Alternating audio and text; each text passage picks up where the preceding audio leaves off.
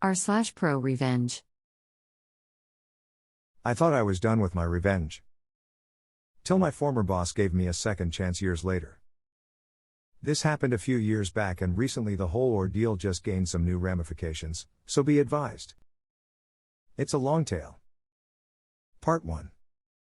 Where I caused my old boss to lose a buttload of money due to software piracy. A lit context.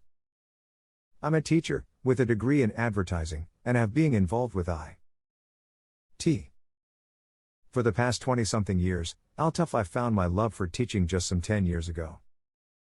I passed through a lot of schools in the meantime, from the big ones to the smallest ones, and accumulated a bunch of experience both in the classroom and behind the scenes, designing workbooks, video courses, learning platforms and such.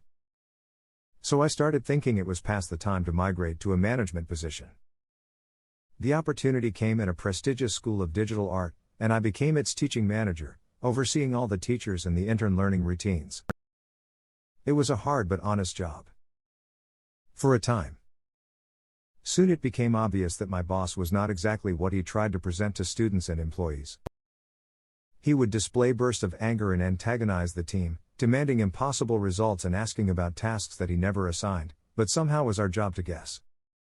One time, during a meeting, he grabbed a big chair and pretended to throw it across the room. It was his idea of a joke. Nobody even flinched, cause nobody doubted for a second he was capable of actually doing the deed. Needless to say, nobody laughed as well. In my country, employers may hold employees' contracts up to 3 months, which means that for 90 days you have no job security, and may be fired at any moment without any consequence to the company. Which my boss reminded everyone all the time, half joking, trying to keep everybody on their toes. He actually excused me from this treatment. He had this bad habit as treating the managers differently, and gave me constant praise for a good job till the day my temp contract ended, meaning I was then an actual employee, with full benefits and couldn't be fired without him paying me everything the law stated. So it really surprised me when he started the hostile treatment not 24 hours after my temporary contract ended and the full employment began. Gone were the praises, and in their place came screams, bad reviews and more insane demands. We paid an outside company to do maintenance on the classroom PCs every week, but somehow bugs and crashes were now my fault. One time he made me stay after hours, on a Saturday, after all students and staff had left, and prohibited me from going home before I had all computers running smoothly. He asked me to find him a new seller, and I introduced a friend, making it clear that by no means I was asking for him to be hired. I was just making introductions, and if he liked the guy after they talked, it was his own decision and responsibility to hire him or not.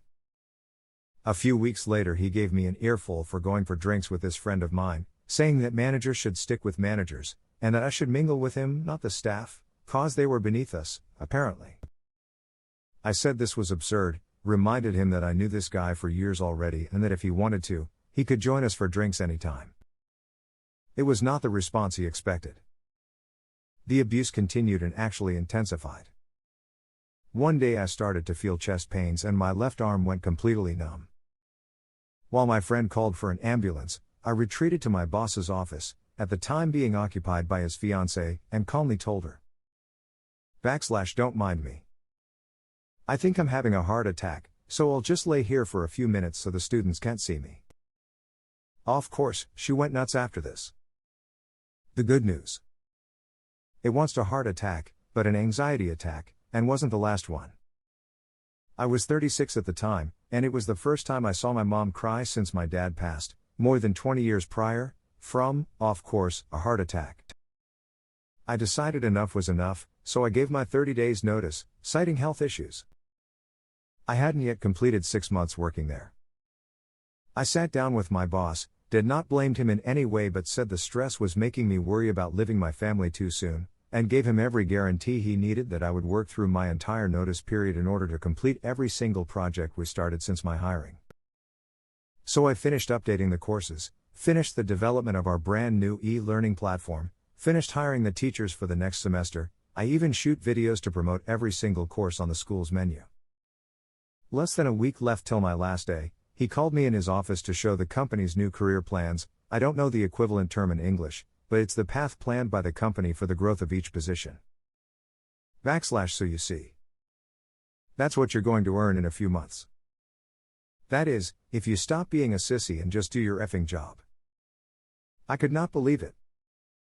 After all the abuse, all the toxicity, I had tried to go the higher road and end everything on a good note, and he called my health issues being a sissy. I was done.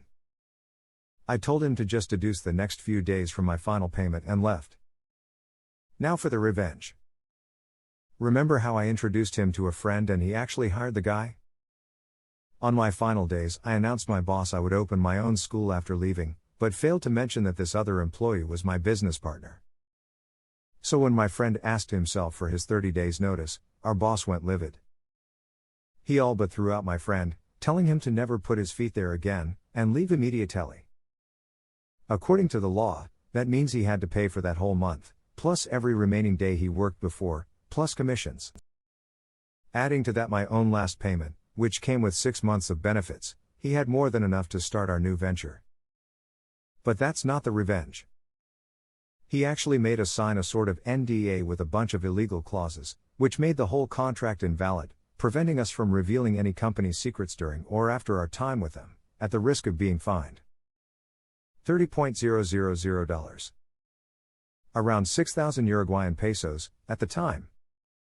However, no contract in the world may prevent one, at least in my country, from reporting any illegal activities. Which is why I did not worry one bit when I reported him and his school for having 50 plus PCs running on pirate versions of Windows, Office, the whole Adobe suite, Revit, Cinema 4D, 3ds Max and lots of other very expensive software. Not long before this, a big and traditional chain of stores had gone bankrupt in our state for having to pay retroactively fines upon fines on Windows alone, so it's an understatement to say that the government was taking piracy pretty seriously at the time. It gets funnier when you realize that the reported person receives an email with the whole complaint, apart from the author of the report, the minute it is filed, so he can prepare his defense. His response wasn't at all unexpected. Some 5 minutes after our report, a similar email came into our inbox, reporting us for 30 unlicensed copies of Windows and many other programs. My business partner still talked to the finance manager on our old job and, knowing that our ex-boss would probably be right beside him fuming and screaming, decided to send him a picture of our only classroom.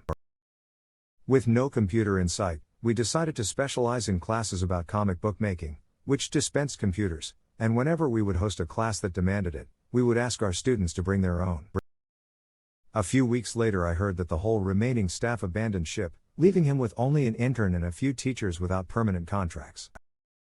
My former boss actually kept tabs on us and, learning that some of his teachers were contacting us to host special classes, started to blackmail them, threatening to terminate their contracts if they insisted on doing business with us, even though there was no exclusivity clause in their contracts. Some of them called on the bluff, and he had to pay another shitload of money on breach of contracts alone. Time went by and I hear the guy is counting his pennies and struggling to keep afloat. He used to open full classes each 6 months, occupying every date and time available. Now he hardly can fill a turn, started holding only night classes and not even every day. Half the week he closes his doors, not having enough students nor the money to pay employees on these days. Before I left he had paid $40,000 on the architectural project alone to expand the business within a year, but now I hear he was considering closing his door and offering only online courses. Even before the pandemic. And now for the part 2. Where, years after my revenge, I made my ex-boss again pay a bunchload of money, this time on legal fees. First of all, I need to say that my own school has closed its doors. Me and my friend were not a good fit, as business partners at least, and now we're not even friends. That's life. We cashed out, sold what could be sold and each went with our lives. I may eventually write about my /petty revenge against this guy. You can say I hold many grudges, but this tale is not about him. Some months later I found out our ex-boss was suing us. Our school, that is. Which, as I mentioned, didn't even exist anymore. My ex-friend's sister, who is also his lawyer, contacted me and told me about it. I couldn't find anything on the public records, since the lawsuit was running on court-ordered sigil. I talked to my own lawyer and she said, if they didn't cited you directly, Pretend you know nothing about the matter. And so I ignored the issue for a few years. During lockdown, the appointed official finally found me at home and served me.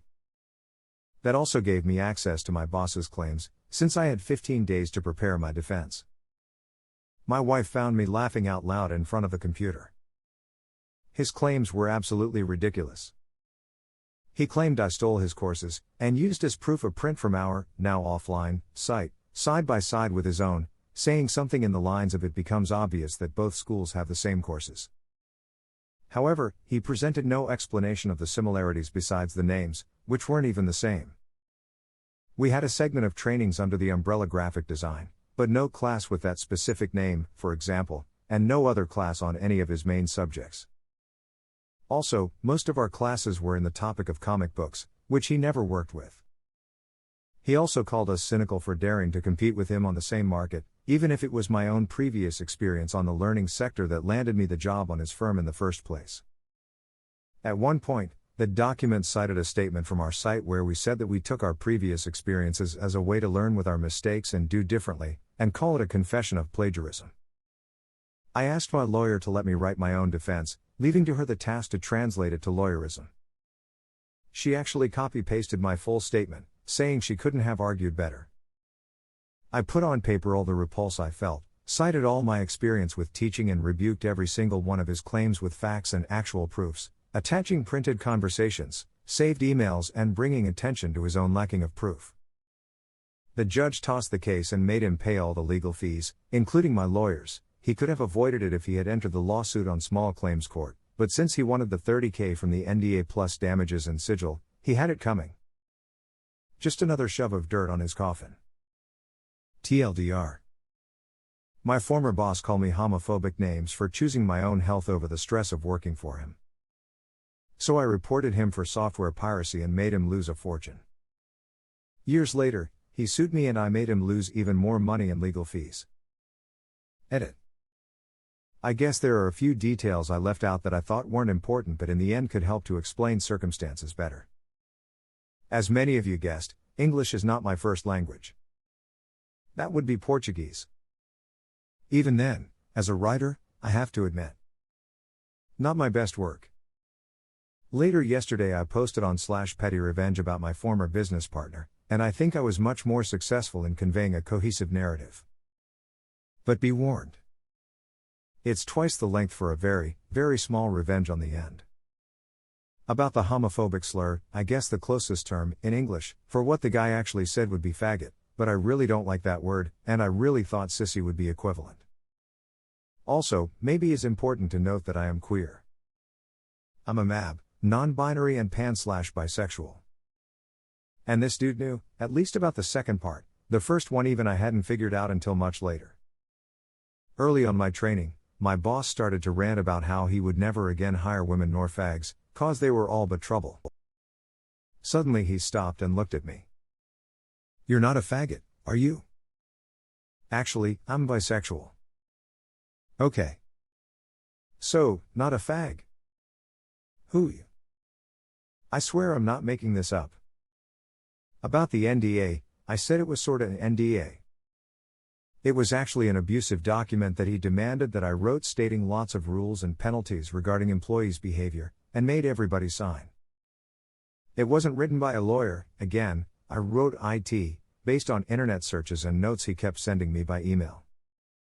As I said, there were a bunch of illegal clauses that made it in fact void, but his objective was to bully workers into thinking it wasn't and that defying him would result in dire consequences.